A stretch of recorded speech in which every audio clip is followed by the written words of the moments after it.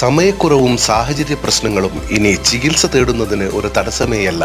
Labs MHLന്റെ എല്ലാ സ്ഥാപനങ്ങളിലും online doctor consultation ലഭ്യമാണ്. KPCC working president Shafi Parambil MP-യെയും മറ്റു കോൺഗ്രസ് നേതാക്കളെയും പോലീസ് ആക്രമിച്ചതിൽ പ്രതിഷേധിച്ച് കൊടുങ്ങല്ലൂർ ബ്ലോക്ക് കോൺഗ്രസ് കമ്മിറ്റിയുടെ നേതൃത്വത്തിൽ നടന്ന റോഡ് ഉപരോധ സമരത്തിൽ നേരിയ സംഘർഷം. ഇന്ദിരാഭവനിൽ നിന്നും ആരംഭിച്ച പ്രതിഷേധ പ്രകടനം വടക്കേനടയിൽ പോലീസ് തടഞ്ഞു. തുടർന്ന് നടന്ന ഉപരോധ സമരം ജില്ലാ Congress secretary advocate VM Mohiyuddin ഉദ്ഘാടനം ചെയ്തു.